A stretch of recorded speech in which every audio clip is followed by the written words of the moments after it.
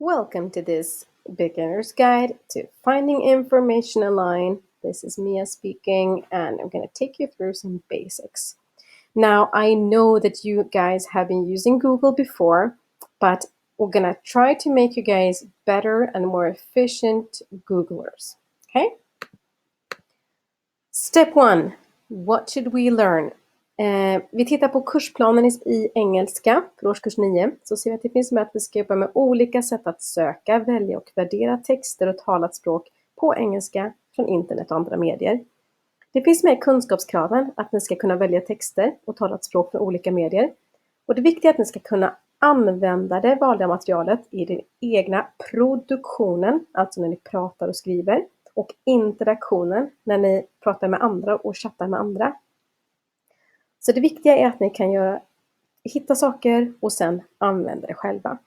Ska man upp på A-nivå, då ska det vara effektivt. Då ska vi inte slösa massa tid på onödiga felsökningar. Därför ska vi se till att vi blir riktigt grymma på att söka på nätet. Okay, so let's go. The first thing we need to think about is to identify a keyword query. A keyword query is the words we type into the search field. So here I've typed into how to. Let's see what Google shows me.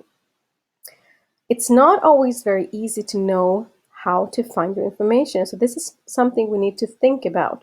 Which keyword query will help me find the exact information I'm looking for? There are some words that are more useful than others. For example, if you want the lyrics of a song, always start by typing lyrics. And then, no matter the language, you might find the song. So, identifying the keyword query is a good start. The next step is about really knowing how to use the search engine. Not just typing a keyword query, but to know the extra settings. One thing is about the language settings. As you see here, if I Google in English, I set the language to English, and that means that my results will be in English. That's one way of getting it more efficient. We can also look at, for example, the image search and so on. Here, if I Google, I can do all my results, or just images, just maps, just news, videos, and stuff like that. We can also narrow down the results using some special things here, like the quotation marks. If I use them, I will only find the exact things within my quotation marks. I can use a dash to remove stuff if I don't want something. I can add a plus if I want to add something more. And you can go into the advanced search and type these things in here as well. And if you go in here, you will see that at the side, there will be instructions as to how to do this by typing. We can limit as to how recent the results are. Maybe I want to know what Donald Trump has been up to, but just for the last 24 hours. I don't care about what he did last week. Then I can limit the results to recent things. I can also limit it as to where in the world the websites are from. Maybe I want to Google about bacon in English, but not just any bacon. I want Canadian bacon. Then I can set the region to Canada and so on.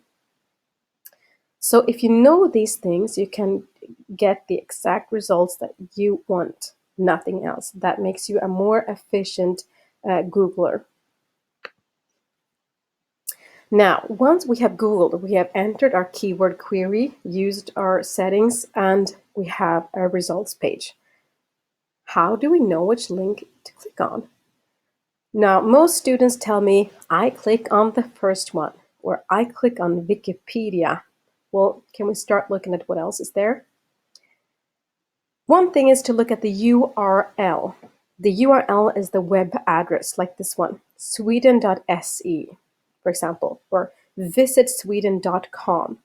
Now, we have, for example, here, the top level domain. .se means it's Swedish. .com means it's probably commercial, and so on. You can see here government.se, twitter.com. That tells us something. Here we have CIA.gov. That's government, and that's American, for example. So the URL itself tells us a lot about what it's about. I mean, look at this one, sweden.se or visitsweden.com. You can tell straight away that the websites are very, very different. We can also see, for example, here, studyInSweden.se. That's only for people considering going to Sweden to study. So you need to know, what am I looking for and why? Now, how do we know which websites end up at the top and which ones end up at the bottom? Well, that's a secret. And the company providing the search engine, in this case, it's Google, that's their secret. That's what we don't know. There's some things that are known. For example, if a website has lots of links to other websites, or if other websites link to it, that makes it go high up and so on. Companies can also pay to have the results appear at the very top. As you might see, it says advert or something like that. But we don't know the exact details. So remember to skim through some of the top results to see maybe it's number 4 or 5 or 6 on the list that's more interesting than the first hit. Okay, so reading a web page with different graphic formats. Where is the information? When we read a book, there's usually text, maybe a picture. When we look at a website, we have so much more.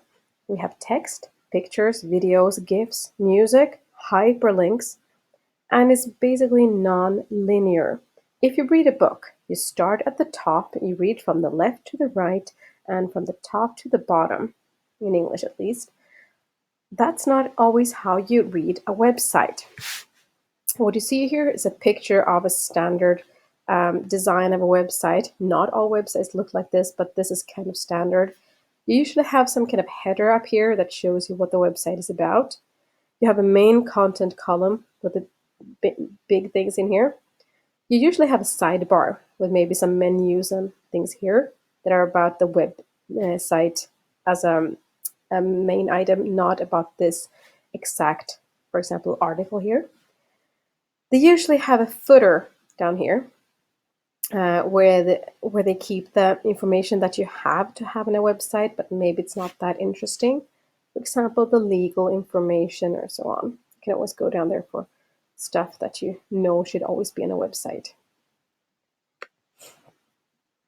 Now, you need to know how to find information within a website and also how to move on to other websites. First of all, we need to know the difference between a website and a web page. Have you ever considered that there is such a difference?